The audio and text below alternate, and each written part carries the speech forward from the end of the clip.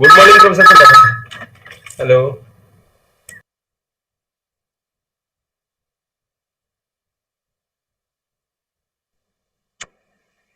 Hello. Good morning. Good morning. Hello. Good morning, Professor Divedi. ଭଲ ଅଛନ୍ତି? ହଁ sir ଭଲ ଅଛି। Good morning. ଆଜ୍ଞା ଆଜ୍ଞା। Morning. ବହୁତ ଦିନ ପରେ ଦେଖାଗଲା ଅନଲାଇନ ରେ। ଭଲ। We look forward to your nice presentation.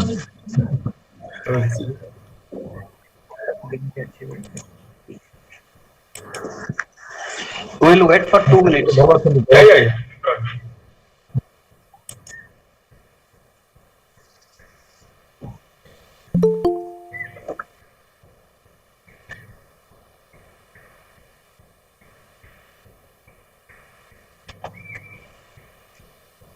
A pandemic ରେ ଗୋଟେ ଭଲ ଜିନିଷ ହେଲା ସମସ୍ତଙ୍କ ସହିତ ଦେଖା ହେଇ ପାରୁଛେ ଭର୍ଚୁଆଲି। ହଁ ଦେଖା ହେଲା ତୁ ଅନଲାଇନ ରେ ହେଇଯାଉଛି ଆଉ।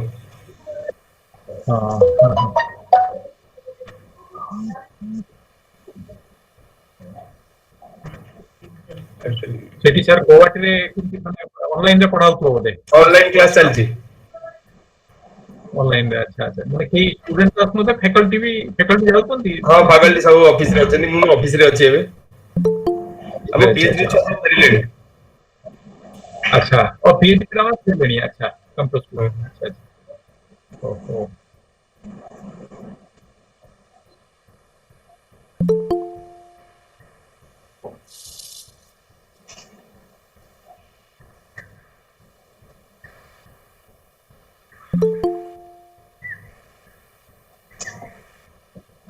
ସାର୍ ଆପଣଙ୍କ କ୍ଲାସ ଆରମ୍ଭ ହେଲାଣି ନା ନାଇଁ? ଆମର ହଁ ଜଷ୍ଟ ଷ୍ଟାର୍ଟ ହେଲା ଏଇ ଗୋଟେ ୱିକ୍ ହେଲା ଜଷ୍ଟ ଷ୍ଟାର୍ଟ ହେଇଛି ଅନଲାଇନ ରେ ଆଉ ଅଟୋନମସ ସିଷ୍ଟମ। ଆପଣଙ୍କର ଏକ୍ସାମ ହେଇଯାଇଥିଲା, ଏଣ୍ଡସେମ୍ ଏକ୍ସାମ ହେଇଯାଇଥିଲା ପରୀକ୍ଷା ଏଇ ଯୋଉ ଛୁଟି ପରେ? ହଁ ଏକ୍ସାମ ହେଇଥିଲା ଅନଲାଇନ ରେ ହେଇଥିଲା। ଅନଲାଇନ ରେ କରିଦେଇଥିଲେ। ଅନଲାଇନ ରେ ହେଇଥିଲା ରେଜଲ୍ଟ ବାହାରିବ ଆ ଭିତରେ ଆଉ। ହଁ। ଟିକେ ଡେରି ହେଇଥିଲା କୋଭିଡ ପାଇଁ। ଆପଣ ସେ ଯୋଉ ଭର୍ଚୁଆଲ ଲାବ୍ ଟା ଯୋଉଟା ଅଛି ଭାଇବ୍ରେସନ ଲାବ୍ ଟା ହଁ ହଁ। ସେଇଟା ମେ ବି ହଁ Saroj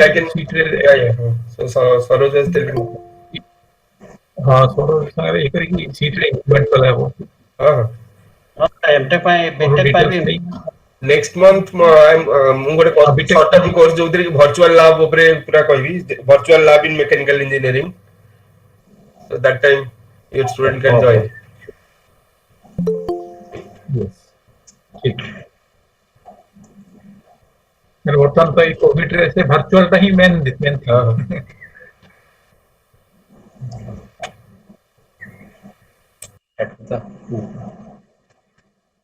Sir, we'll start 11:30. Yeah. So I'll start now. Okay. So good morning to all of you. Sir, very good morning to one and all. Myself Samarjit from CET Bhubaneswar. On the outset, let me first welcome all the participants, delegates, as well as faculty from CET.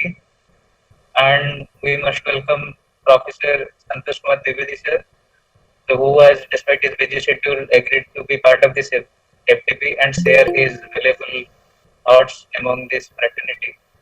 The Professor Dwivedi is an alumnus from UC Kurla, NIT Rourkela, and completed his PhD from IIT Bhubaneswar. And he is currently head of the department in IIT Guwahati. He's done his PhD from IIT Kharagpur. Yes, sir. And currently he is in the department mechanical engineering in IIT Guwahati.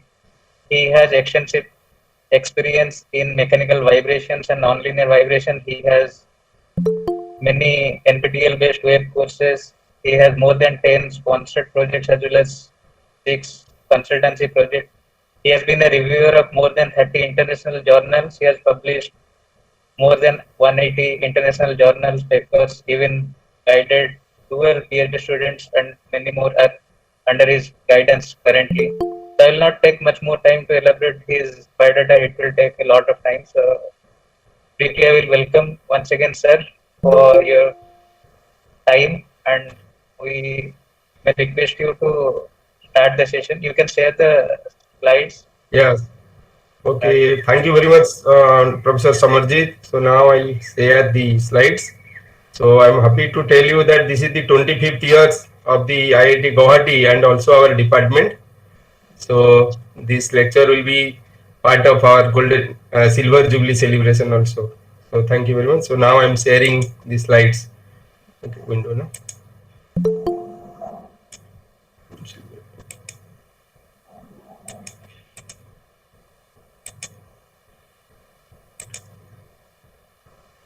Yeah.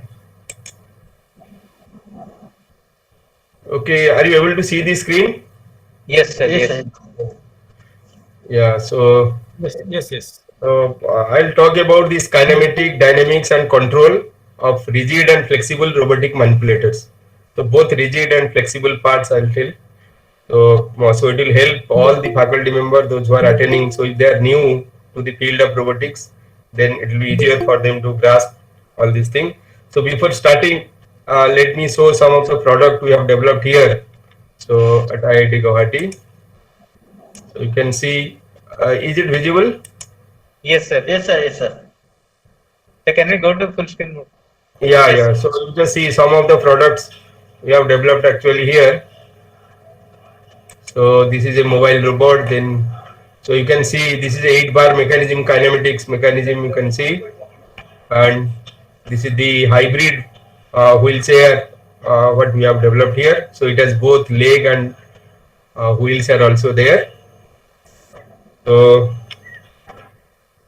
next, let me show you this underwater robots. Also, we have developed some of the underwater robot, and also a helical turbine is developed, which is tested in this river Brahmaputra to generate actually power.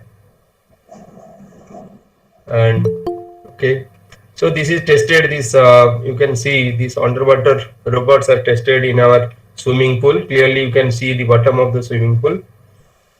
Okay, and so these are some of the other devices. For example, this is one exoskeleton system. And then this is drone. The controller of the drone is developed here. Then here you can see one pipe climbing robot, and here this drone is tracking a person actually. So wherever the person is moving, accordingly the drone is moving. The software part is developed here.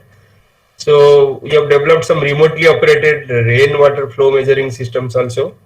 So which can be used in particularly in the hilly area to measure the rainwater. Okay. So this is the robot what we have developed during this COVID-19. So you can see. Are you able to see this one? Yeah.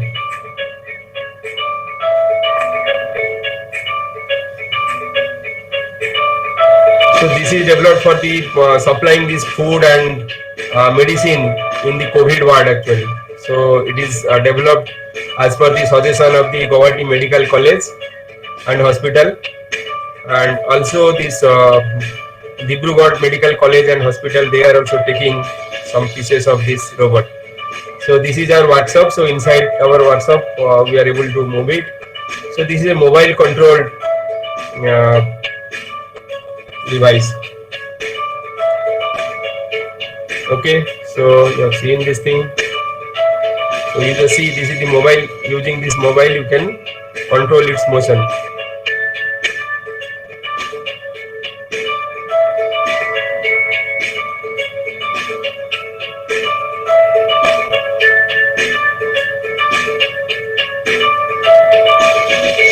So remotely you can control the motion of that robot.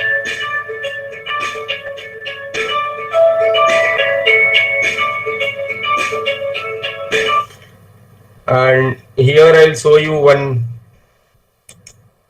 So you just see those who are interested in this flexible manipulator or this vibration part. So this experiment will be useful. So you can see the part of, so this is a piezoelectric patch attached to the cantilever beam. So we have developed this slider crank mechanism. So,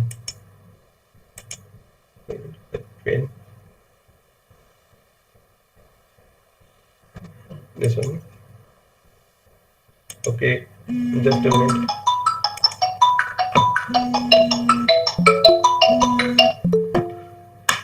So,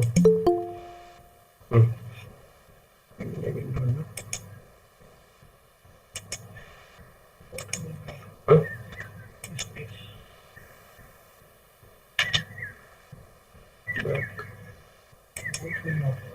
It will not work.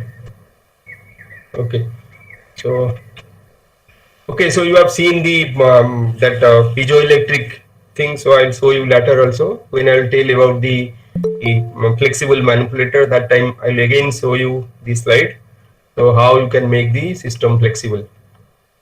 Okay, so now the plan of presentation is I'll just briefly introduce you regarding the robotics, then direct kinematics, inverse kinematics, and introduction to dynamics and control. Then on these will be on rigid manipulators. Then we'll go for the flexible manipulator. So you might have already know about this kinematics. Might have some other faculty member might have taught you, but this will be then a repetition of that thing and repetition. So it will be useful for you to know. It will be useful for you, I hope. So these are the books particularly which I referred for making this presentation. J. Craig, Introduction to Robotics, then K.S. Fu and Fu, Lee and Gonzalez, then Spons. So already you are acquainted with the what you mean by a robot. So actually we cannot tell this earth mover as a robot. So why we cannot tell this earth mover as a robot? So it is based on this definition. So if you are sure about this definition of robot, then it will be easier for you to distinguish between a simple machine and a robot. So an industrial robot is a reprogrammable, multifunctional manipulator designed to move material, parts, tools, specialized devices through variable programmed motion.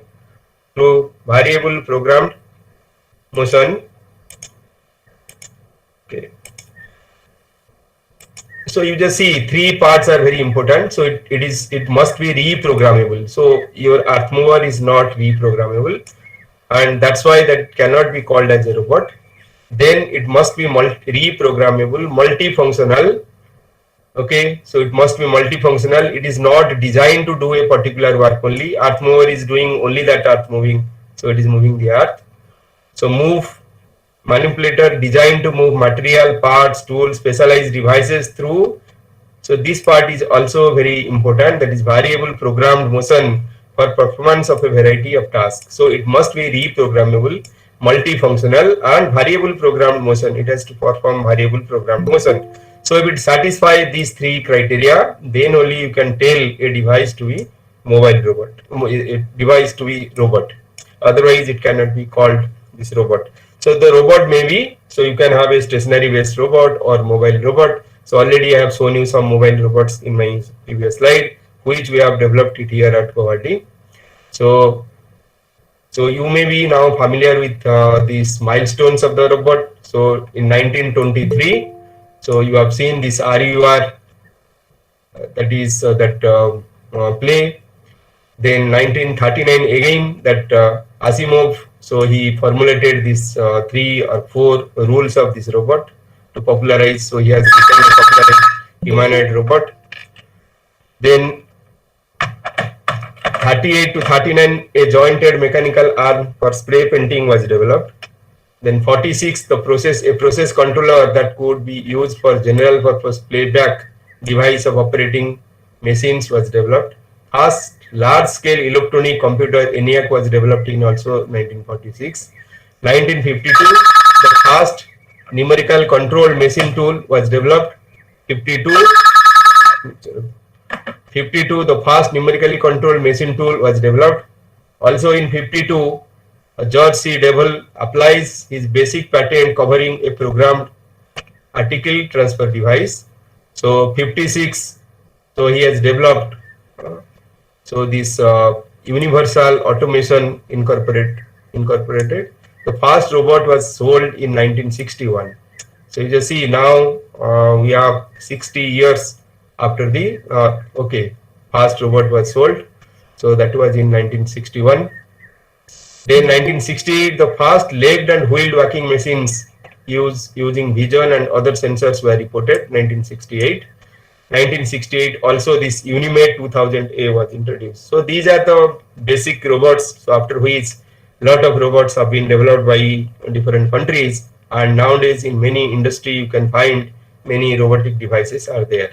But still most of the robots you can see are rigid, bulky, and people are trying to make it lightweight. So when you are making it lightweight, that time no longer your rigidity will be there, so the system becomes flexible. So when it becomes flexible, then how to do this analysis, so that is a matter of concern. Particularly, for example, in case of the space application, so if you are using some large least manipulator, so that time each gram of payload will cost you several pounds. So to reduce that thing, so you have to think how to reduce the weight of the manipulator. So by reducing the weight of the manipulator, so you are introducing the flexibility in the system, and by that things also you are introducing the vibration to the system. So initially I'll tell regarding this rigid manipulator, so this will be a quick revision, then I'll tell you how you can do this analysis of flexible manipulators. Those who are doing research, so that will be useful for them. So 1970 the servo motors were developed, then 74 fast servo motor actuator and micro computer controlled robots were commercially launched. 76 these robots were used by NASA to collect samples from the surface of Mars. 79 this Puma series and valve were introduced. 83 Unimation becomes a Westinghouse company. 86 total unit installed crosses 10,000. In 86 the number of robots sold were 10,000. So now you can see a large number of robots are available. So why we required actually this robotization? So productivity improvement, then overall safety. So now in COVID, so COVID time, so these doctors and nurse don't prefer to go near the patients. So that time these robots can go and do the similar work. So overall safety, for example, in nuclear power plant also, so persons cannot go inside the power plant. So that time also you can use these robots for material collection. Similarly, this quality improvement, savings in energy and material, wastage and defect reduction, boosting company image also. So a company having some robots, so they can boost their image also. Then multi-product batch, mixed flow line, then export consideration. So all these things motivates to study the course on robotics. So these are the books. Already many Indian authors also written the book. So for example, you can see this R.K. Mittal and J. Nagrath. Also, you can see the book by Professor. So 3-4 Indian author book. Professor Saha, one book is there. Already he has taken the first lecture, you might have heard. Then some other books are also there by Indian authors. So you can see those books. But this Foley and Gonzalez, this is a very good book. Sealing book also you can refer, and Craig book also you can refer. Oshikawa book is also a very small size book which you can easily quickly go through. So you can see all these books. There are many journals available. Those who are interested more in this field, they can see the journals like this. Transaction of ASE mean Journal of Dynamic Systems, Measurement and Control. Then International Journal of Robotic Research, IEEE Transaction of Robotics and Research. Then Journal of Robotic System, IEEE Transaction of Automatic Control, IEEE Transaction of Robotics and Automation, Mechanism and Machine Theory also, this is a very good journal. Then you can see the Journal of Mechatronics also. So these are some of the journals where you can try or you can publish your work if you are working in the field of robotics.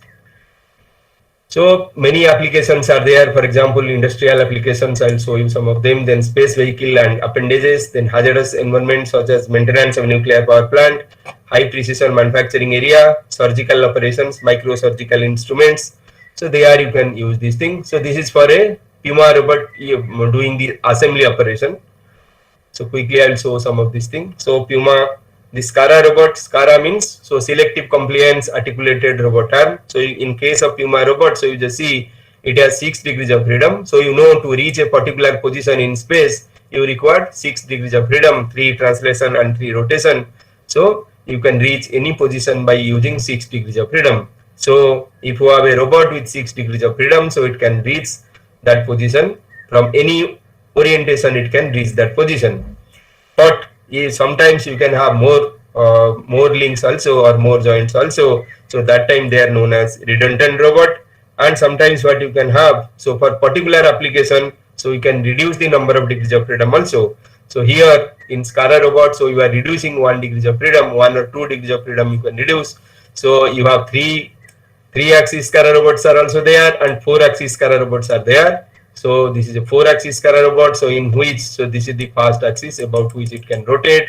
Then about this axis also it can rotate. So these 2 axes, and about this axis it can also rotate, and it can have a prismatic joint here. So where it can move up and down. So you have 4 degrees of freedom. So 3 rotating, or this 3 3 revolute joints and 1 prismatic joint is there. So you can use that. That's why it is known as selective compliant articulated robot arm. Selective compliant. So you have reduced 2 degrees of freedom here, and you are making this SCARA robot for a particular application. That means, so it can take the object only from in the vertical position. So it cannot take the object from any position or orientation. It can take from only this position. So similarly for surgical operations also you can use this robot. So quickly let me show you some of the pictures. So these are the other robots also. So you just see this big robot, very big robot. You can see the size of this robot. So comparing the, you just compare this height to the lamp post. Okay, and so this is a mobile robot. And also you can see this gantry type of robot. So overhead crane, so from overhead crane, so it is attached and it is doing some operations. Also these are some other robots also available. So for welding purpose, for other purpose, so you can, so this is a robot used for this IC filling system. So small parts you can fill and you can make the IC chips. Okay, so this is used for this automobile sector for painting and assembly, spot welding using ABB IRB robot. So this is ABB robot is used here. So this is for a patient positioning system. So precision positioning system is required, otherwise while doing this laser surgery or doing the precision surgery, the accident may happen. So this patient positioning system must be accurate, so there should not be any vibration of the system. It must be rigid. So you can see, so this can translate. So this can translate in this direction. So here also it can move up and down. So here it has a rotated part. Here also it can rotate. So you have all these degrees of freedom. So this is space manipulator. So this is known as LRM. So that is long reach manipulator. Long reach manipulator. So, so this is for maintenance purpose of this thing. So in the space station, so you can see the maintenance is done by using this robotic arm. So here, if the weight of the robotic arm will be more, then you have to pay a large amount for launching this. So that's why it is always preferred to make it this robotic arm of lightweight. But if it is lightweight, you just see in space there is no air, so damping will be difficult. So to prevent that damping, if suddenly this arm starts to vibrate, so then that vibration will continue for a longer time before it stops, as there is no damping material here. So for that purpose, so you have to optimize the things to get a system where, so neither it will vibrate, or if it is vibrating, it should come back to the original position quickly. So the settling time must be very small. So similarly in surgery, you can use this thing, these robotic things you can use for surgery. For this is for bone surgery, it is used. Total orthoplasty. So this is the robot used for total orthoplasty. So some other robot assisted minimal invasive surgeries also are there. So one can do several things using actually these robotic things. So here the doctor sitting in USA can do operation in Bhubaneswar also. So he is using this joystick to do that operation, and it can be controlled from a remote place. So that thing you can see. So robot assisted minimal invasive surgery. So you just see this invasive surgery when he's doing. So if there is minor mistake here giving the pressure, then it may be fatal for the patient. So that control must be accurate, very, very accurate. So for control also you should know what is the dynamics. So dynamics and kinematics you must know for controlling that thing. So precision control also so you have to do in many applications. So all these kinematics, dynamics, all these things are very, very important for this purpose. Okay, so let us quickly shift all these things. So these things already you know. So let me tell you regarding this direct kinematics, though you are familiar, maybe familiar, but quickly I will finish, go through this thing, and then I hope you will, those who know, they, for them it will be a revision only, and others, those who are beginners, then it may be a repetition, because Professor Saha might have told you all these things in the basic things. So we should first know what is basic rotation matrix. In kinematics, what do you mean by kinematics? So kinematics is the study of mechanics or study of bodies where we are not considering the cause of it. That means we are not considering what is the force or torque we are applying so that it has a motion. So without considering that force and torque, so we are doing that analysis. So we should see in a robot, actually you should have this basic rotation matrix, then this homogeneous transformation matrix, DH parameter, DH algorithm, R matrix, and application of DH algorithm you should know to do actually this kinematic analysis of serial robots. So if you are interested for the serial robot like this Cara robot, Puma robot, you must have the basic things. Then we can go for this inverse kinematics. So in direct kinematics, for example, so this is the robot. So given the, so let this is the robot, and in direct kinematics, so given the link dimensions and also the rotation, this is theta1, theta2 link rotation, so we can find the end effector positions and orientation. So given the link dimensions and the rotational rotation, so how much it is rotating theta1, theta2, or how much it, if you have a translational prismatic joint, it can move, translate. So knowing all these things, we can find the end effector position.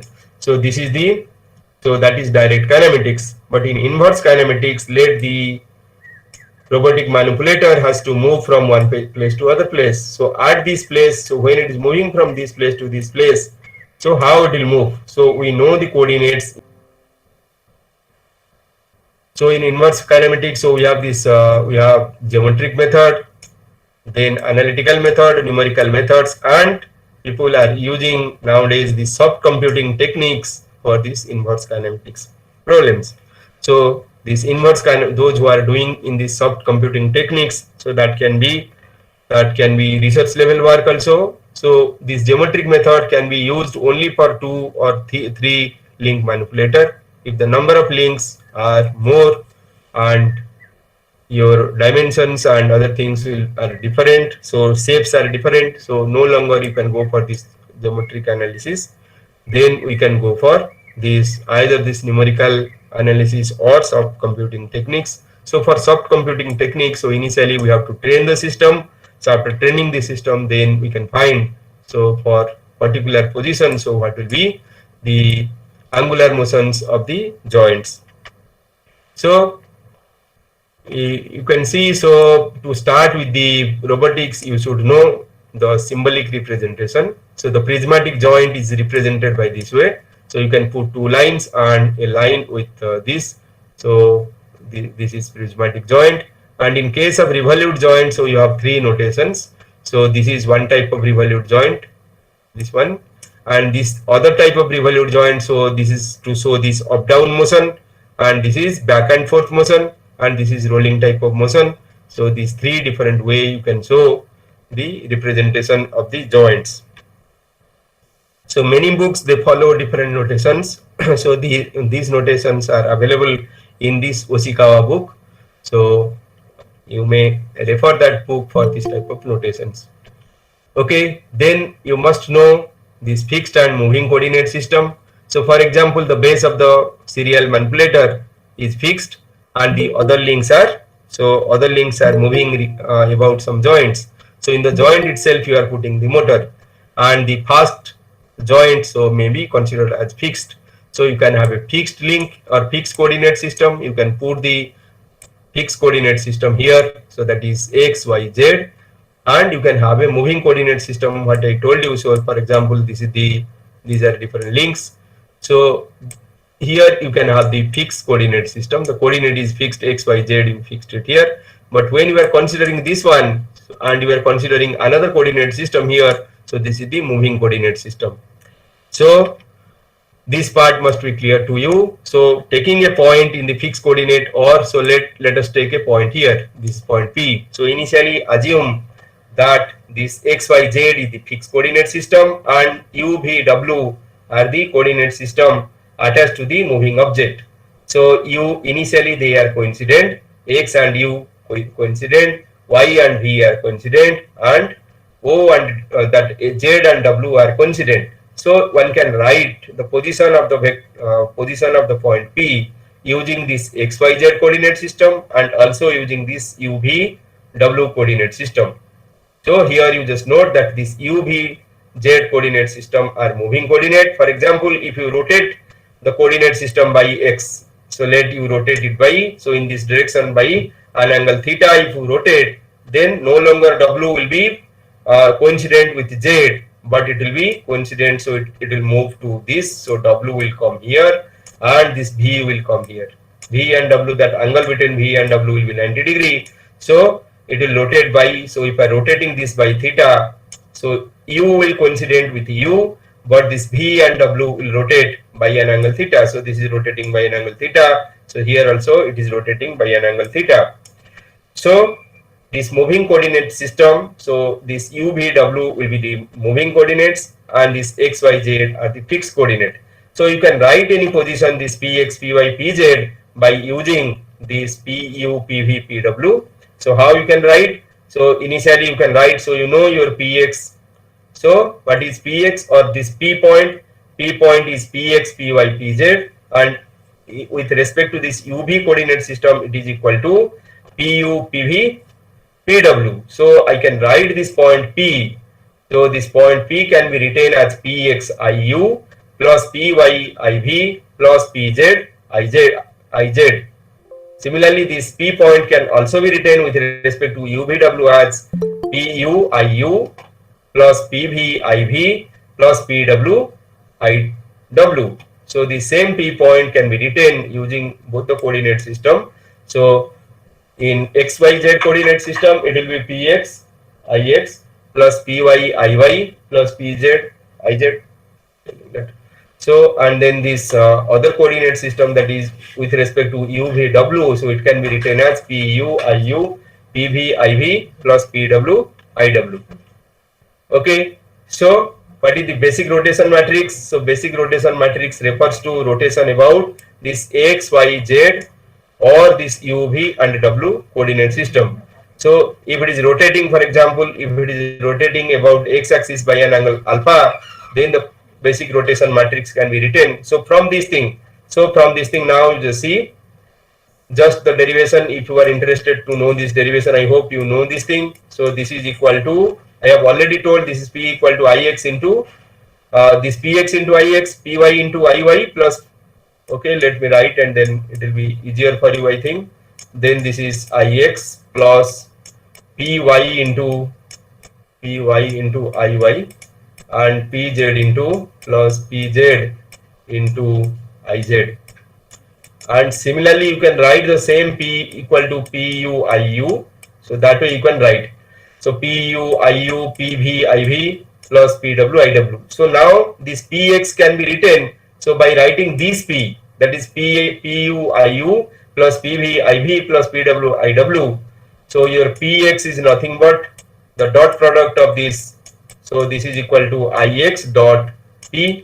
So this is Ix dot P. So for P you just substitute this Pu Iu plus Pv Iv plus Pw Iw. So you will get this first line actually. Similarly, the second line you will get by putting this Py equal to I y dot P, and for P you just write Pu Iu. So that way if you write, so and take it out, this Pu Pv Pw, so this is the equation you will get. Now let us find the basic rotation matrix from this. So if the system is rotating by, let theta angle or theta angle about this x axis, so in that time, so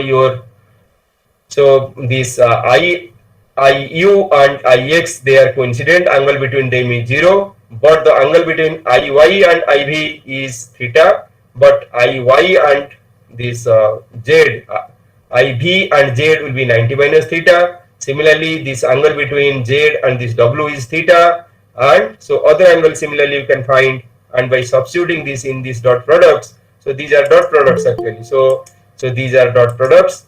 So substituting this in this dot product, so you know, so you can find the basic rotation matrix. So the basic rotation matrix will be 1 0 0 when it is rotating about x-axis, 1 0 0 0 0 cos alpha minus sin alpha cos alpha. Similarly, y-axis you can find what is the, so you rotate about y-axis, so cos beta 0 sin beta 0. So you just see here you will have 0 1 0 0 1 0 in the second row and second column.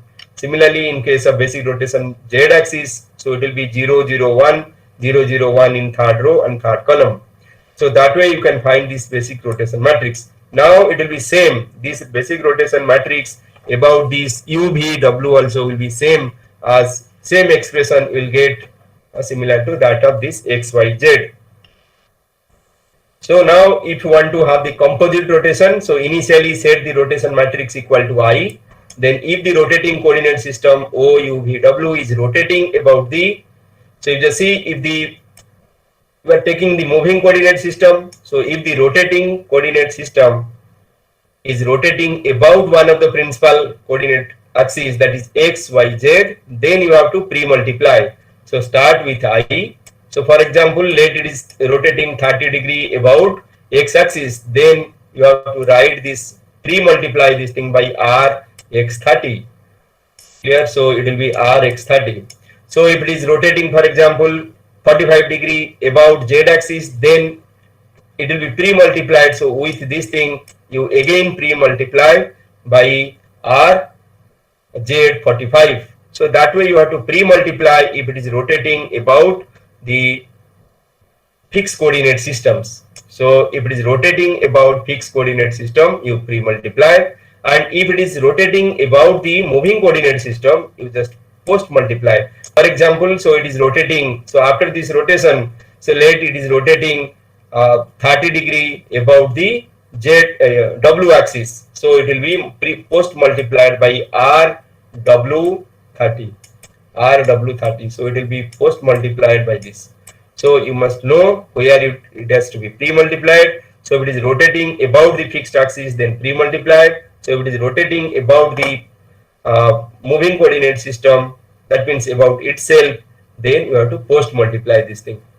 So you should know what is the geometric interpretation of this thing. So the rotation matrix geometrically represent the principal axis of the rotated coordinate system with respect to the reference coordinate system. The row vector of the rotation matrix represent the principal axis. So you can easily verify that thing by putting your PU, PV, PW as 1 0 0. So if you put 1 0 0, so it will, what it will give? So you come to this. So if you put this PU equal to 1 0 0, so your PX will be equal to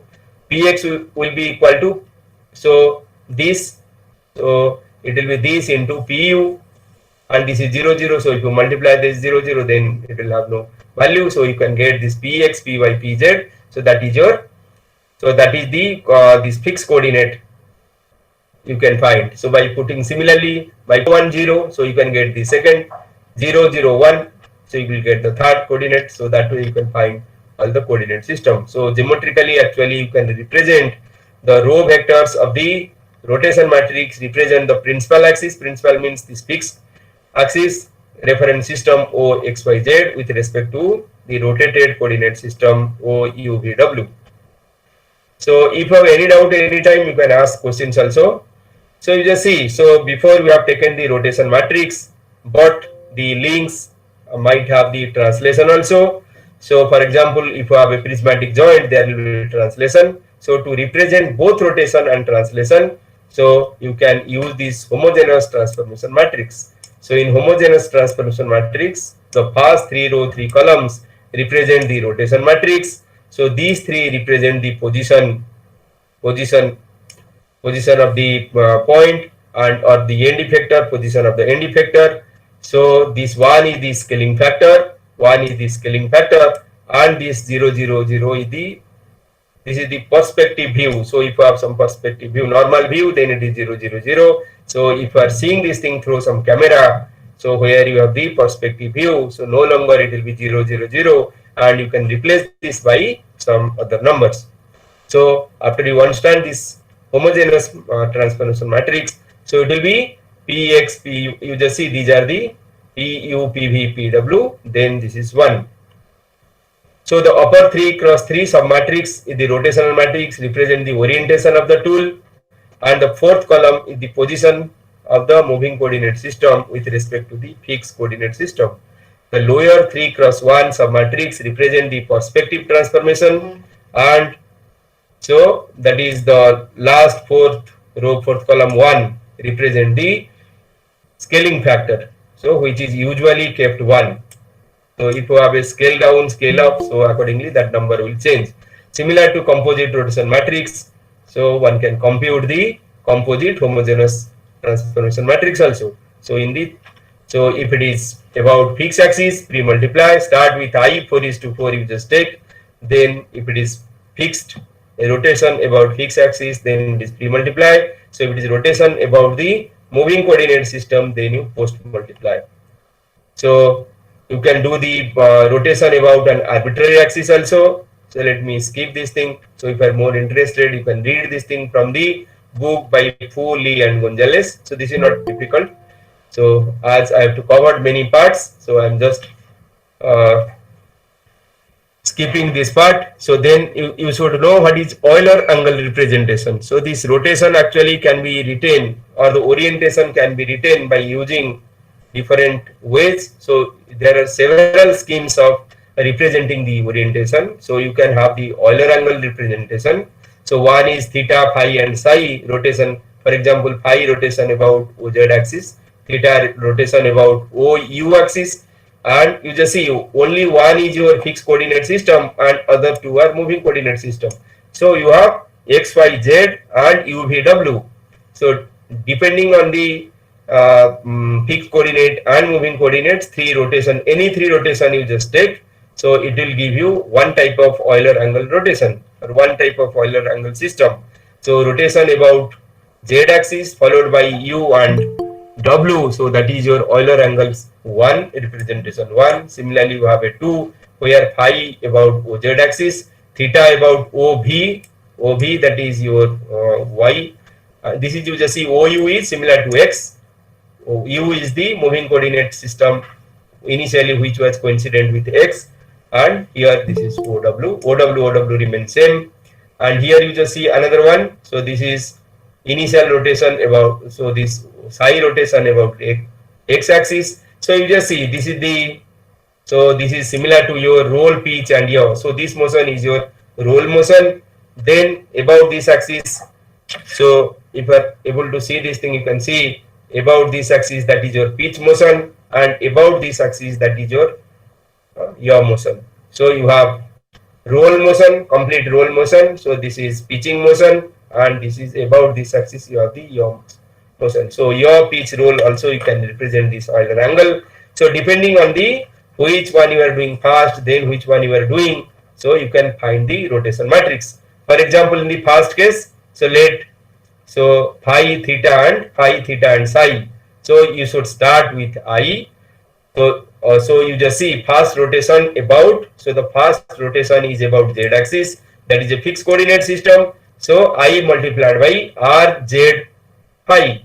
So this is the pre-multiply, you have done pre-multiply. So this becomes now r, z, phi. Now it is rotating about u axis by an angle theta. So this is multiplied by r, u, theta. Then by psi, then it is r, w, psi. So this way you can found. So already you know the basic rotation matrix. So you can multiply this thing to find this one. So in your MATLAB, so you can use this symbolic notation to do this multiplication to find this one. So you just write symbolic way your theta, psi and phi, and then you do this multiplication. So once you define your basic rotation matrix, and you can write down a simple program to find the rotation or this rotation Euler angle representation. Okay, so similarly, so in this case, what will be the rotation matrix? You can, I hope you will be able to do it. So it will be equal to, as initially it is rotating about z axis, so it will be r z phi. Initially it will be r z into phi, then multiplied by, so this is v, then it will be post multiplied, so it will be r post multiplied by r v theta, r v theta, then multiplied by, so it is o z axis, that w axis, that is also rotational thing, so multiplied by r w psi. You know that the matrix multiplication are not commutative, so you cannot put the pre-multiply and post-multiply arbitrarily, and you must know what you have to do. So if it is rotating about a fixed axis, then pre-multiply. If it is rotating about this moving axis, then post-multiply to find the Euler angle. So this overall matrix, rotation matrix of the end effector. So most probably you already might have known this dh parameter, but let me just briefly tell you, so that as this is the basic of all these things, so you should know what is dh. Dh refer to your Denavit Hartenberg parameter. So dh parameters of a rigid link. So a rigid link depends on 4 geometric parameters. So for example, so let us take these two. So this is one link, this is the other link, and they are joined by these joints. So this is a joint where it is joined. Clear? So if you take this link, then you can have link length. So between two joints, the length is your link length. So between two links, the length above the z axis, that is your joint length. So this link length is generally written by A, and this joint distance is written by D.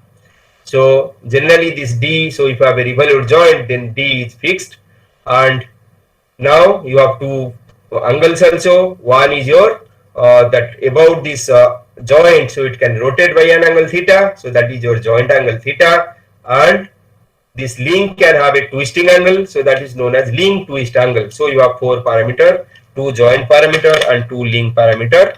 So the joint parameters are link rotation, that is about the z axis of the link, that is theta. Then this link twist angle, link and axis no longer be parallel.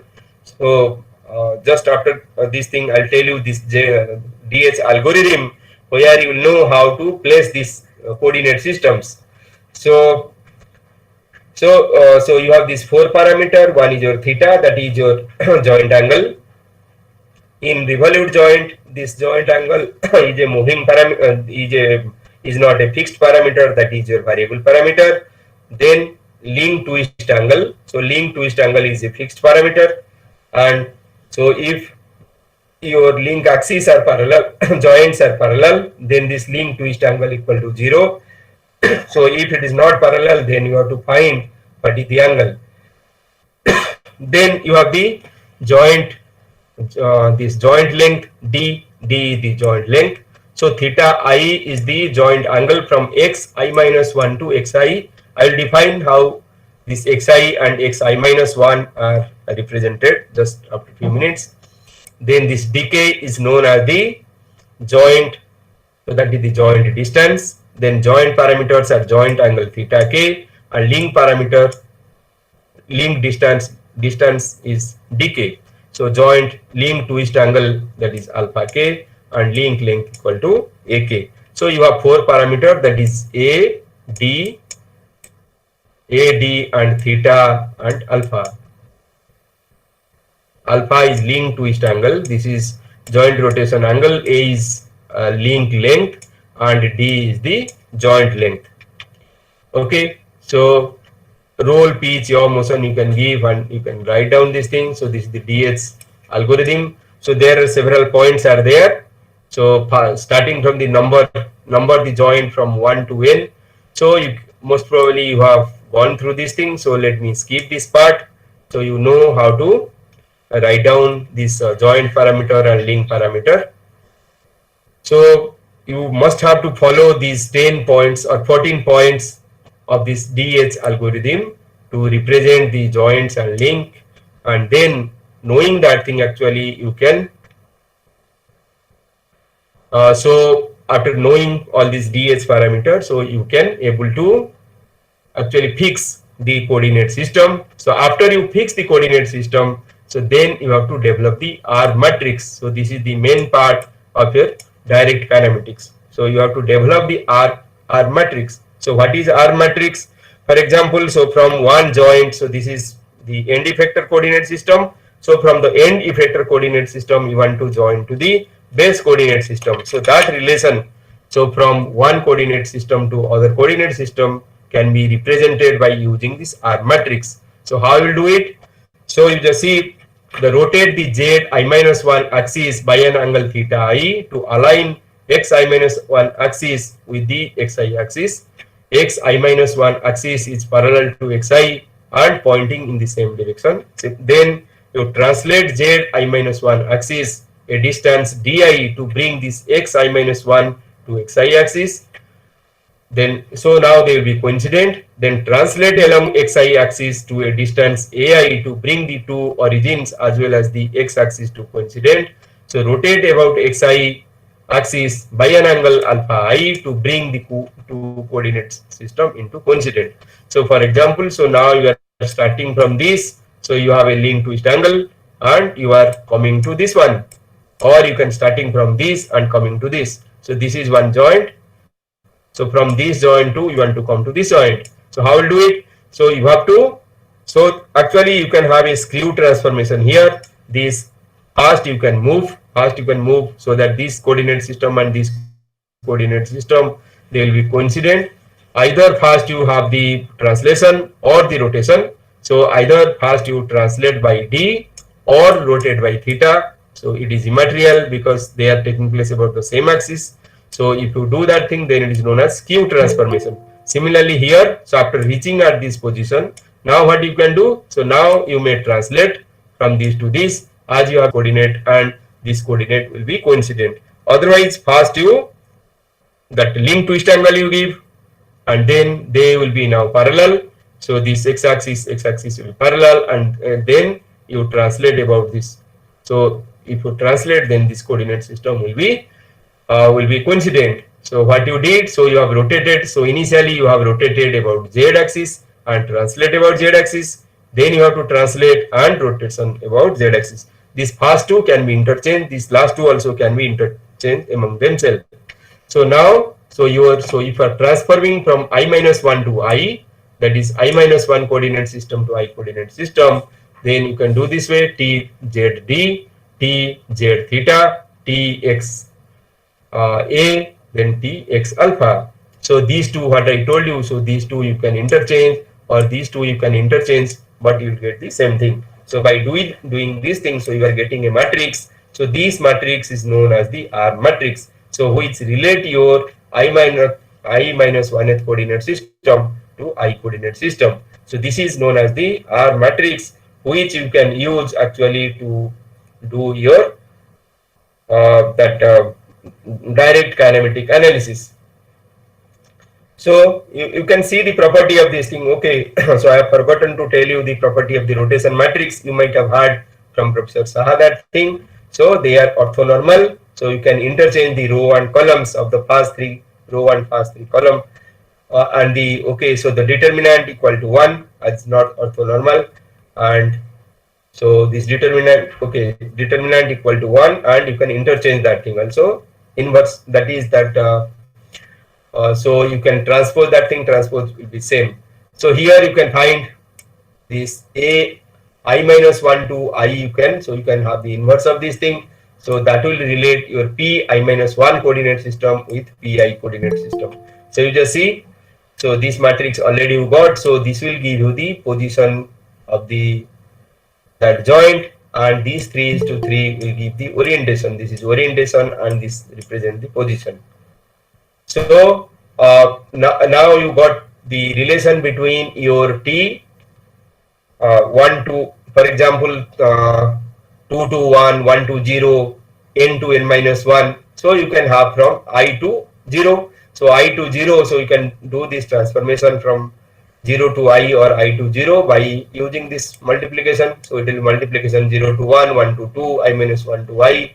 So this is multiplication of this thing, and you can write this way. So that will be, so this is a 3:3 matrix, and this is the 3:1 column vector. So this is the orientation, and this will represent the position of the end effector.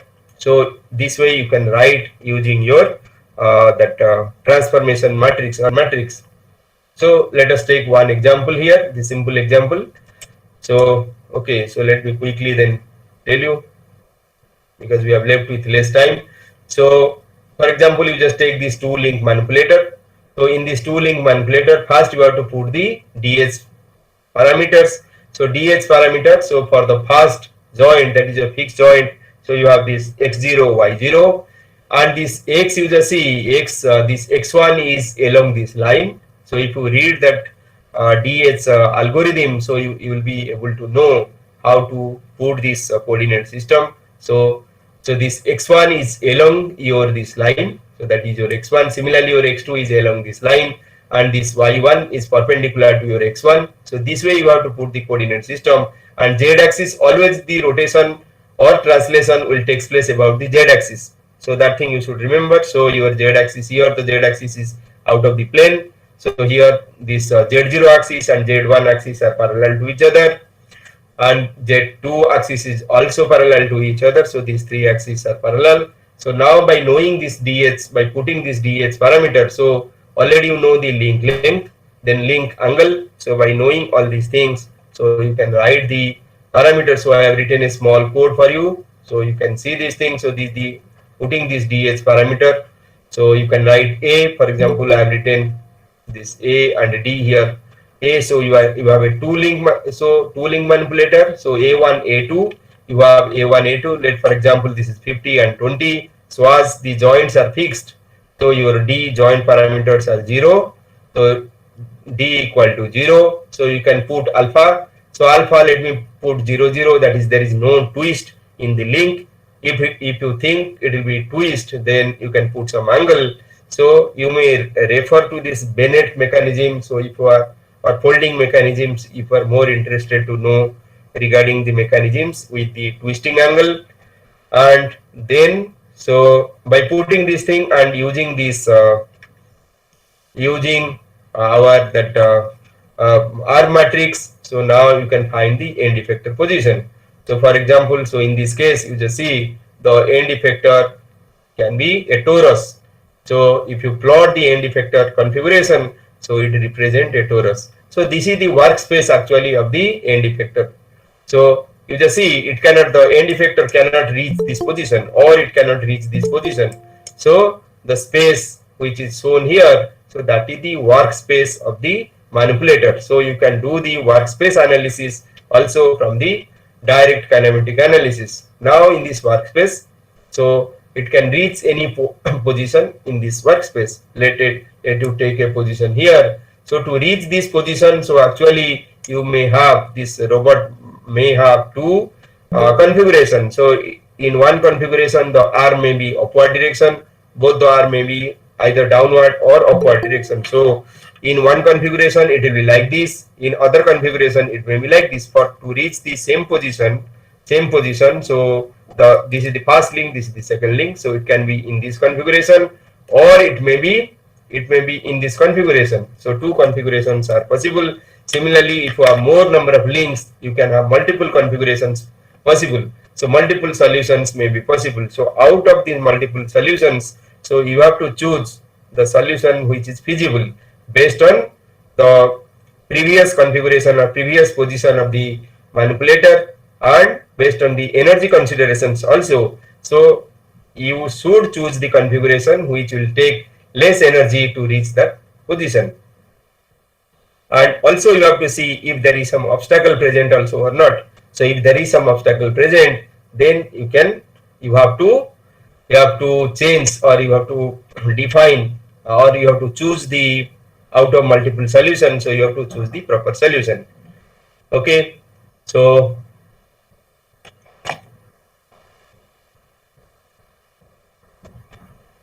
okay, so if you have any questions in between, then I will be happy to answer. Okay, no question I think. So this way, so you have seen so how you can write a small MATLAB code to generate the configuration. So this is similarly you can do the analysis for a Puma robot also. So in case of Puma robot, you can write the DH parameter. So this way you have 6 joints, 1, 2, 3, 4, 5, 6 joints are there. So you can write this theta, alpha, A and D. Then joint range also you can specify. So you just see in tooling manipulator, I have rotated 360 degree, but in all the cases it may not rotate 360 degree. So there will be some obstruction. So that's why you will have the joint range. So taking this joint range, so you can find what is the workspace, or you can do the workspace analysis. So here by putting this R matrix, so you can find A01, A12, A23, A34. So that way you can do, and you can have the analysis, and you can find. So this is the expression for A026, that is this end effector position and orientation you can get by putting this expression. So by multiplying all these things, so you can have this nx, ny, nx. So n is normal vector, so it is known as normal vector. So then this is sliding vector and this is approach vector. So this 3:1, 3:3, that is your orientation, can be represented by normal vector, and this sliding vector and this so this approach vector. So these 3 way you can represent, and then this px, py, pz will represent the position of the end effector. So okay, so this using this expression, so you can do all these things. So if you are interested, so you can do all this assignment. So that is, take a RP manipulator. What is RP or RR? Both revolute, you just take RP, that is 1 revolute, 1 prismatic, RR manipulator with 2 roll. So then R manipulator, then alpha 2 manipulator. So that is a 5-axis robot. Then you can have the SCARA robot. So those things you can do it. So then let us see. So after knowing this dynamic kinematics, inverse kinematics also you can do. So I told you briefly that you will have multiple solutions, and out of these multiple solutions you have to choose the proper solution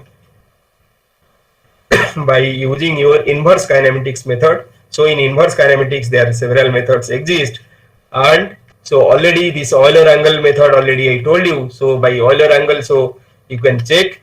So by comparing with that Euler angle with this nx, so this matrix, this rotation matrix, you can find what should be your theta, alpha, beta, and that way you can find the orientation. And this px, pyz, taking this px, py, pz, so you can find where is the position, and from that thing also you can find what will be the, so this actually, so how many parameters? So this is 1, so 9 plus 3, so 12 parameter you will take. So out of that thing, so you may not have to use all the parameter to get your inverse kinematics. In inverse kinematics, for example, in case of the Puma robot, so you will have 6 variable, theta 1, theta 2, theta 3, theta 4, theta 5, and theta 6. So these 6 parameters you have to find in inverse kinematics. So from direct kinematics, for example, if you can train the system, so taking this theta 1 to theta 6, now you train for a given configuration. So you train your system, so where will be the end effector px, py, pz. Now from the inverse kinematics, after knowing these px, py, pz, so you can find what should be theta 1, theta 2 to theta 6. So effectively you can use the soft computing technique to find that thing. So you can use, for example, this neurophagy things, or there are several other soft computing techniques are also available. So you can use many recent soft computing techniques are there. So you can use all those things. Professor Pradhan will tell more regarding the soft computing technique in his lecture, I hope. So let us now see. So if you have this rigid manipulator, so how you can do this analysis. So you can have this Newton-Euler formulation or Lagrange-Euler formulation. So if you have a fixed coordinate system, then the analysis when you are doing, that is your Newton's second law you are applying. So what is Newton's second law? So if you have a mass, so let you have a mass, so this is mass m, and you are applying a force F. So if you are applying a force F, so it has an acceleration of A. So this is Newton's second law, F equal to ma. So F force F equal to mass into acceleration. So this is for a fixed coordinate system, but as you have seen, your coordinate systems are not fixed. So you have the moving coordinate systems also. So to take into account your moving coordinate system, actually this formulation is slightly modified to of the analysis. So that time your formulation is known as Newton-Euler formulation, though you are using the same equation. So you will be using the same equation F equal to ma, but here you have to take different, that as a moving coordinate system you are taking, so your analysis will be slightly different. Similarly, in case of the Lagrange Euler formulation, so Lagrange equation, so the Lagrange equation is d by dt of, so d by dt of del L by del d by dt of, so most probably I might have written, so del L by del qk dot, so del L by del qk dot minus del L by del qk del L by del qk equal to capital QK. So this is Lagrange principle, Lagrange equation. So where L equal to your T minus U, that is kinetic energy minus potential energy. So by taking T minus U, so you can find this thing. So d by dt of del L by del QK minus del L by del QK will be equal to your QK. So this is the generalized force.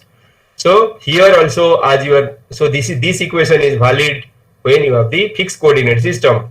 Now for the moving coordinate system, so this method is slightly modified, and that is known as your Lagrange Euler formulation.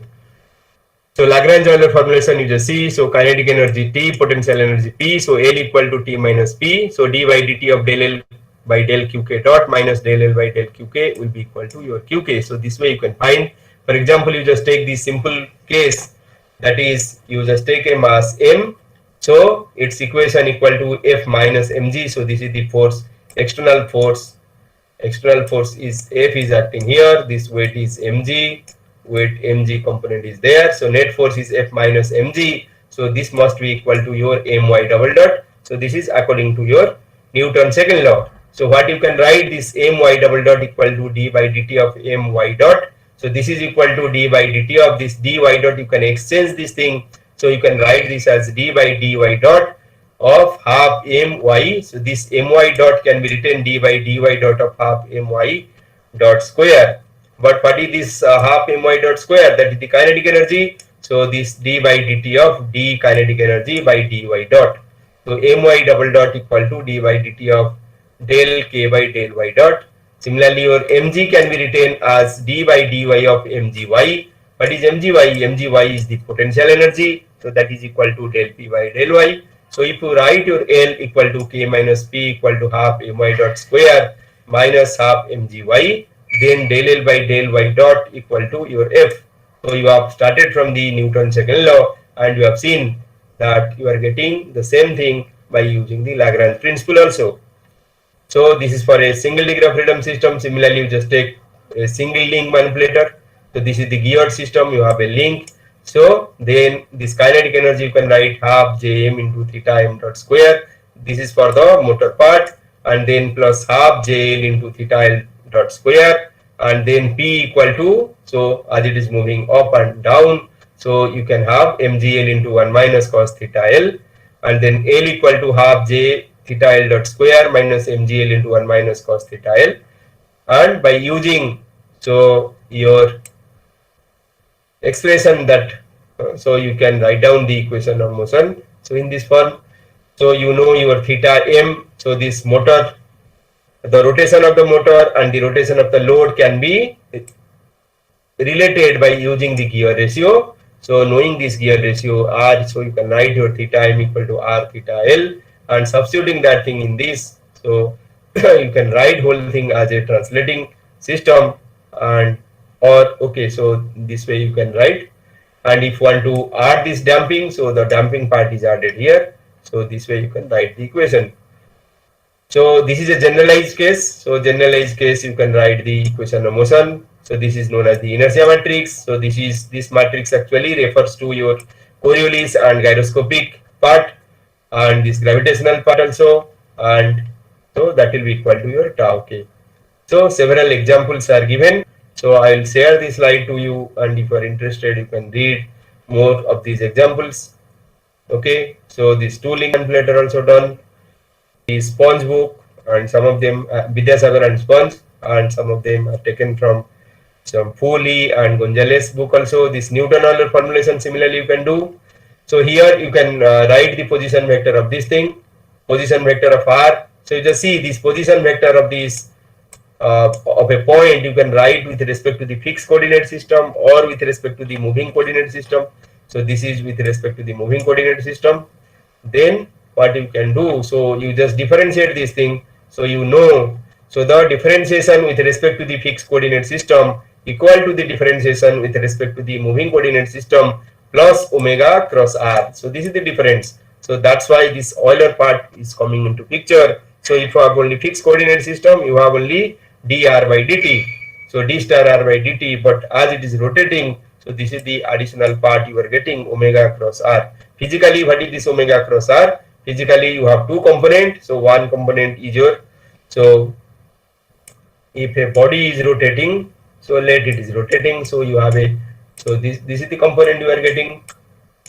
In this that is tangential component you are getting, and then so here you just see if you differentiate this thing, second differentiation, so it will be equal to differentiation about its this moving coordinate system. Then this part is your Coriolis component, omega cross 2 omega cross v, that is Coriolis component, and this is your omega cross r, this is centripetal part, centripetal omega cross r, this is omega. So this omega cross r is your v, and this is omega cross v.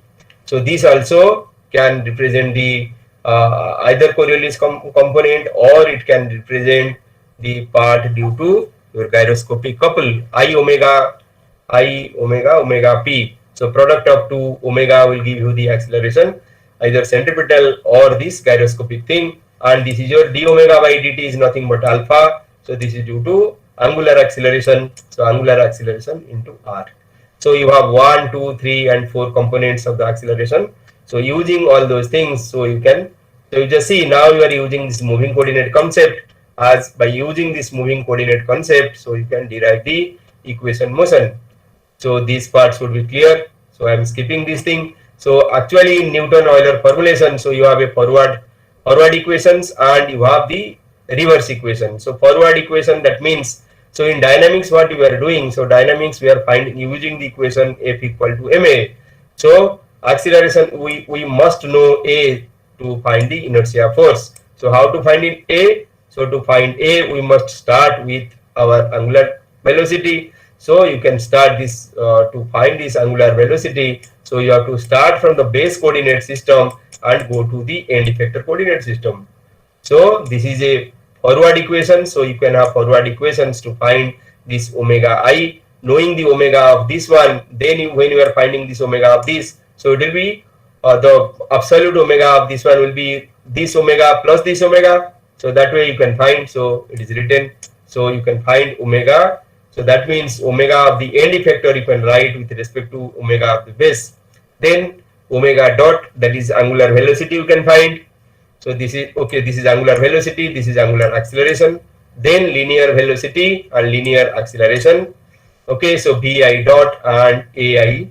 So after getting the joints at the joint, after getting at the joint, actually this inertia force act at the mass center. So you have to find the inertia force or acceleration at the mass center. So that's why this vi dot and ai are different. Ai is the at the mass center you have to represent. Clear? So by putting at the mass center you can find. Then by using that thing, so you can find the acceleration, this torque equations. So if you want to model this, so now these are these things you have known for the rigid manipulator. So if your manipulator are flexible, already I told you the cause of flexibility. So it may be link flexibility, joint flexibility. So you may have this inertia based approach, you may go for this energy based approach also. In energy based approach you have the Lagrange Euler formulation, and here Hamilton. Okay, so one part I forgot. So this is the direct kinematic, direct things I told you. But when you are up to these things, so you know your acceleration at the joint points or the mass center. So after knowing the acceleration at the mass center, so you can find this inertia force at the mass center. Now you have to do this analysis. Now, for example, what is the torque you want to apply here? So for torque calculation, so you have to start from the end effector. So that is known as reverse calculation or backward calculation. So this is forward equation. Then you can have a backward equation. Backward equation, so you will start from the weight. So for example, this much of weight it has to take. So starting from this end effector weight, then you have to find, so what is the load it has to take. So the torque you have to find. So as this link or this joint has to hold this one and this one, so the torque of here and here must be taken into account here. So your torque calculation will start from the end effector and it will come to the base. So this recursive or reverse or the backward calculation for the torque you have to do from this end effector to the base, and you have to do these forward equations for finding this acceleration. So from the base to from base to the end effector. So this is known as this Euler formulation. Newton-Euler formulation is known as recursive formulation. So this is a recursive Newton-Euler formulation. So iterative way you have to do it, one by one you have to do, and finally you can get this equation. So this for control purpose, actually your Lagrange-Euler formulation is more suitable than your Newton-Euler formulation. Okay, so already I told you the cause of flexibility. So you may have joint flexibility, link flexibility. Okay, so there are several approaches are there. If your system is complicated, so you can use this finite element method. Otherwise, you may use this lumped parameter model, generalized D'Alembert principle, equivalent rigid link, multi-body system approach. So many methods are available. So you can use those for your flexible manipulator analysis. So here also you should know what is the trajectory planning. So after doing this inverse kinematics or the dynamics also, how to calculate this torque, so you must plan the trajectory. So for example, so it has to do some work, so it has to move from one position to other position. So moving from one position to other position, so it has several paths. So out of several paths, you have to choose the path having something known thing to you, so or which will take least energy to reach that position. So that path, so taking from this initial point to final points, so you may choose to have several in between points. So those are known as knot points. So if you want to have, so for example, you have this initial velocity, initial displacement, initial velocity, initial acceleration. Similarly, final velocity, final displacement, and final acceleration. So you have 6 parameter. So you can put a fifth order polynomial having, so 1, 2, 3, 4, 5, 6. So you just see 6 coefficient to fit that thing. So you can have a theta t. So this is the more generalized way of a trajectory planning. So you can have 6 parameter. So to take care 3 initial displacement, velocity and acceleration, and 3 final displacement, velocity and acceleration. But so you can have for example, initially it should not start accelerating. So you can put this initial acceleration equal to 0. Similarly, at the end also, the acceleration should not be, it should not accelerate. So that time also your acceleration may be 0. So you can put acceleration 0 at t equal to t0 and t equal to tf. So that way you can find. Similarly, so in between also you can have some point if you want to, it has to move. So for example, you are doing this spot welding, so it has to cross these points. So these are the knot points. So it has to stay for some time at this point. So you can use some blending. So these are known as blending. So for example, these to this position, it can move with straight line.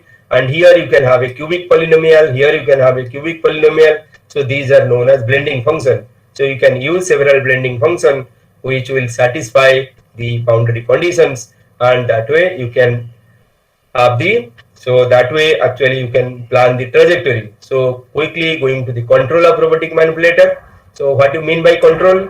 So actually in your model, so you cannot find what is so there are many unmodeled parameters are there. So there may be electric noise, there may be some malfunctioning, there may be some bearing failure. So or some disturbances may be there. So for that purpose, though your dynamic analysis may be very robust or you have done a very good trajectory planning, still it may not reach the actual position. So you must have to have a control system, otherwise it will be open system. So you can have a control system to find this thing. find the position or find the error. So this is the block diagram you can put. So this is a control system you are putting. So from this control system, so given this theta, theta dot and theta double dot, so you can find what is the torque. If you have a dynamic model, so you can find that torque. So applying that torque to the robot, so you can find this theta and theta dot. So you can compare this theta and theta dot with your desired theta and theta dot. And if this is not matching, then the loop will continue. So this is the already this is the general equation of a robotic manipulator. So for example, a simple example you just take. So you just see this analysis is similar to that of your vibration analysis, and those who are interested in vibration, they can extend their analysis actually for robotics field. For example, you just see this spring mass system you just take, you have mx double dot plus cx dot bx dot plus kx equal to f.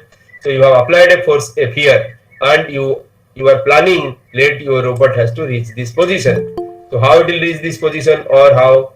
Okay, so to reach this position, so you can write, so let you put a PID controller. Here we have put a PD controller. So minus kpx plus kvx x dot. So if you write this equation, you just see your new equation becomes mx double dot plus k plus kpx plus b plus kv x dot equal to 0. So so this parameter and this parameter cannot be 0. So your kp must not be equal to minus k, and similarly kv must not be equal to minus b. So it must be a positive number, so you should get a positive number. For example, if k is 40, so your kp may be, so you can take a kp parameter up to minus, you can take a kp term up to minus 40, otherwise it will be negative. Similarly, this b parameter also you can choose.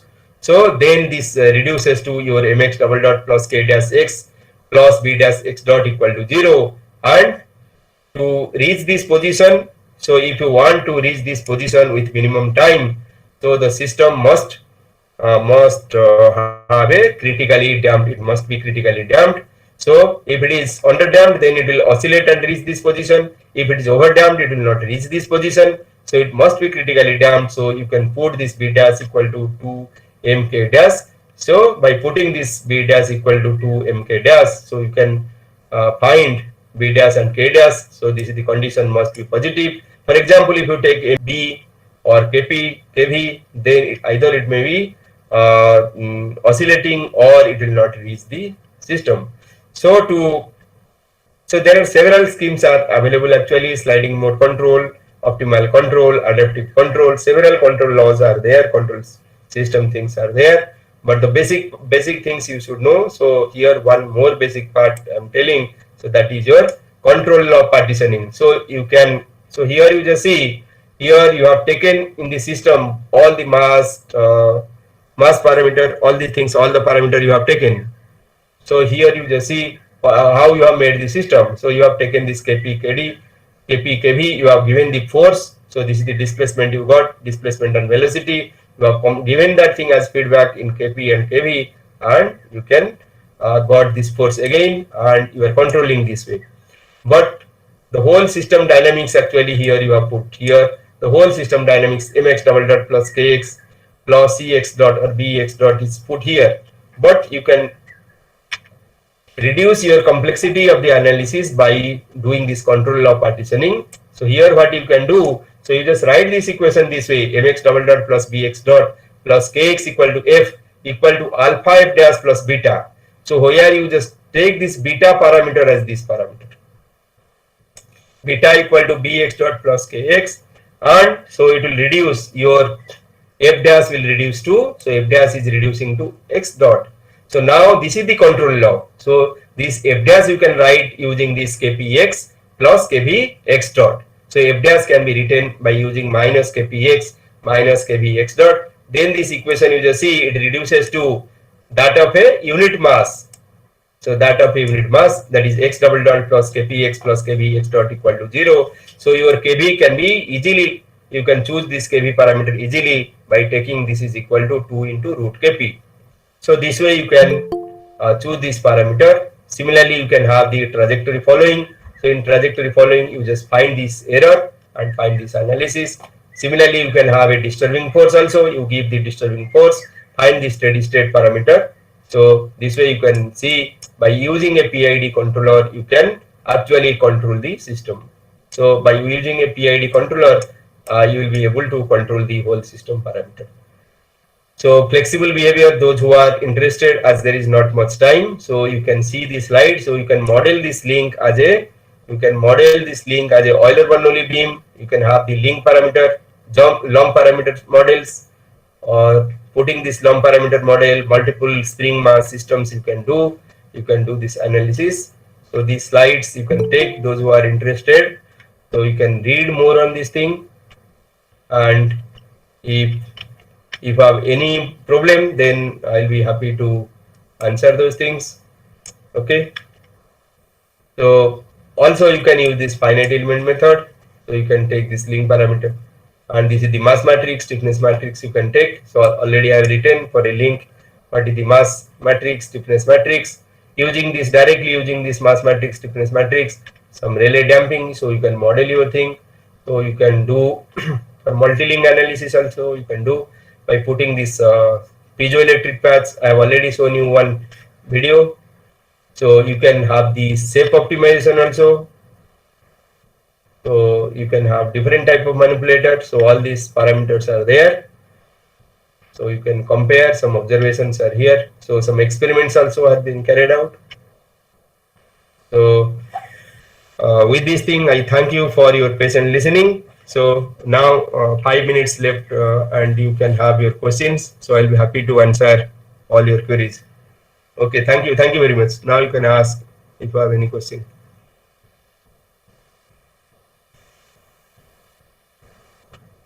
Okay, any question you have? Thank you so much, sir. 5 minutes. Okay. No question?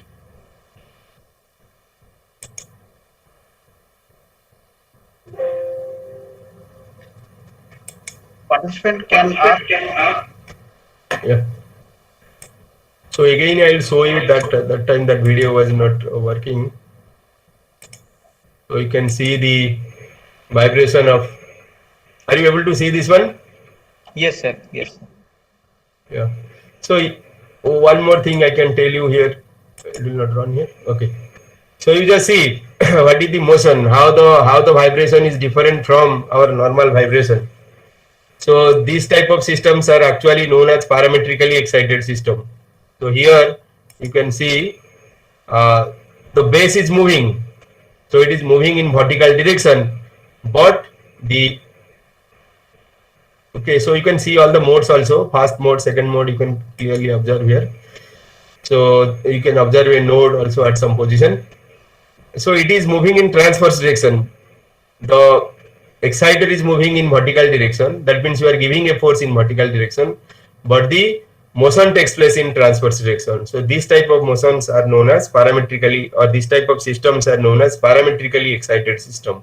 So in case of parametrically excited system, so you can have a number of resonance conditions. So in case of the forced vibration, so you know when you have the excitation, when excitation frequency equal to the natural frequency, you have the resonance. But in this type of system, your resonance may occur when the excitation frequency is twice the natural frequency.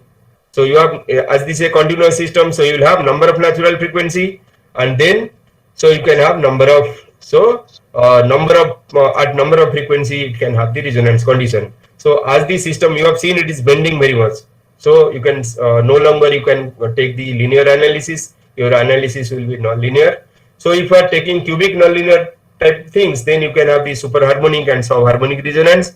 That means at natural, if your natural frequency is 30 hertz, then at 1/3 of this thing, that is at 10 hertz also you will get a resonance, and also at 30 into 3, that is 90 hertz also you will get another resonance condition.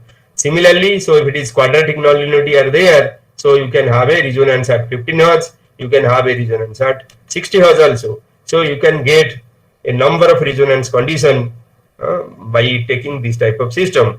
So in your robotic system also, so it may have a it may undergo this parametric excitation, because so if you have a prismatic joint, at some position. So for example, in SCARA robot, you want to move it with a very high speed. So that time this thing may happen. Okay. So now you can ask any question if you have. Otherwise, we'll stop it Sir, here. Yeah. question on the chat. So, what type of rainwater or harvesting in No question. I am not able to hear your question actually. So you can write in message box. You can write. I can read. Or you can there tell again. Can you tell her? is used for rainwater harvesting in hilly areas, sir. Okay, that rainwater harvesting I told you that thing. So actually that was a project for this Himalayan mission. So there they in the hilly region generally in rainy season they cannot go there. So they want to develop some machine so which will automatically tell what is the rainfall on that day. So that the developed product is fixed to a wall. So they have a this field. So that field has a that wall. So in that wall, this machine was fixed, and there was a communication system.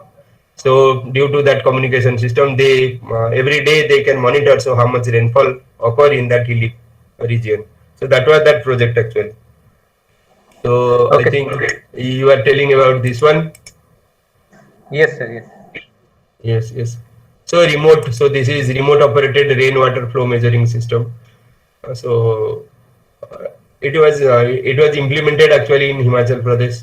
So we have some. So you can see something is there inside the black box. So inside that thing, we put some sensors to transmit that thing. That is IoT system were there. And here also, you just see this is a simple cantilever beam type. Simple cantilever beam type. At the end, you have this mog.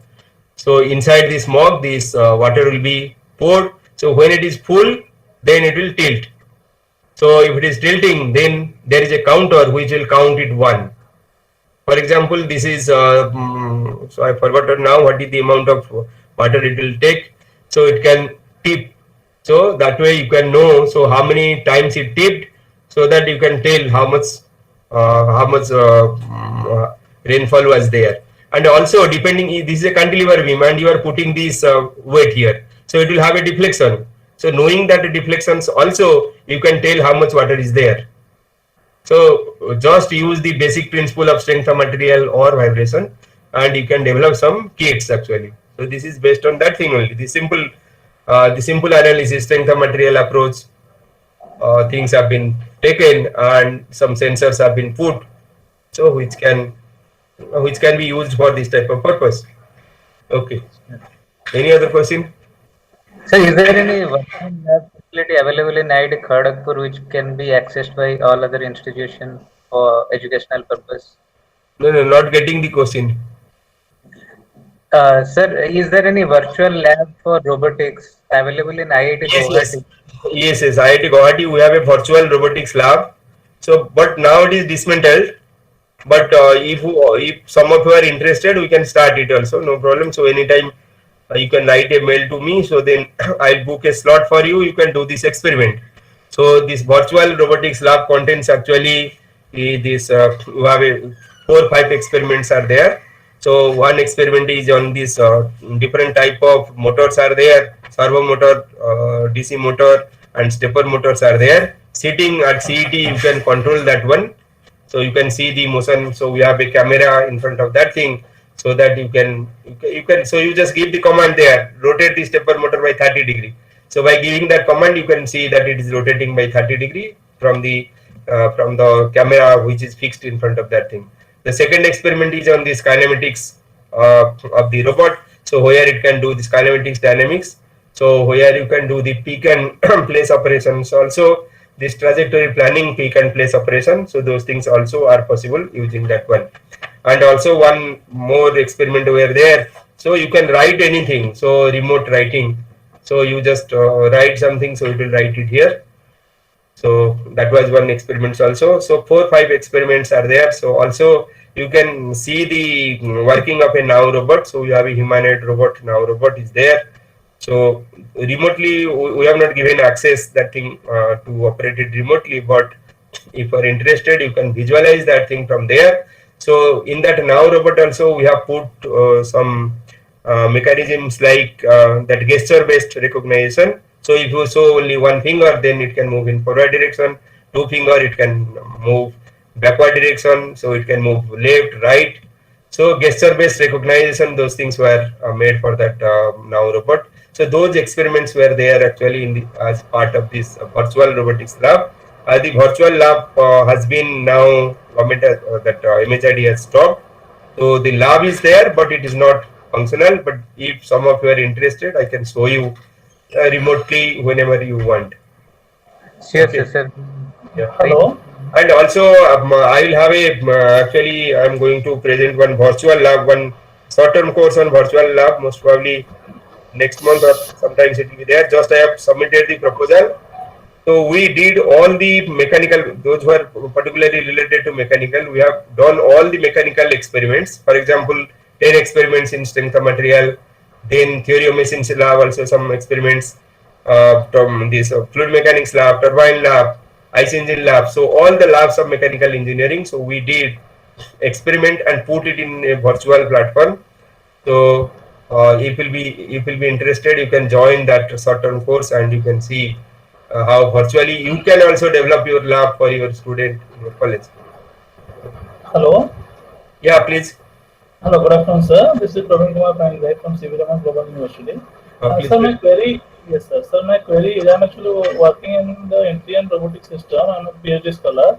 Yeah. And my query is I am using this Lego Mindstorm NXT robot for Yes. the research work, but until and unless I am okay with 3 motors only, it's working fine. But when I want to add more motors, there is no port available in this system. So Yeah. for that, what you will suggest? Means is there any kind of what is your suggestion? So should I switch to any other platform like Arduino or Raspberry Pi?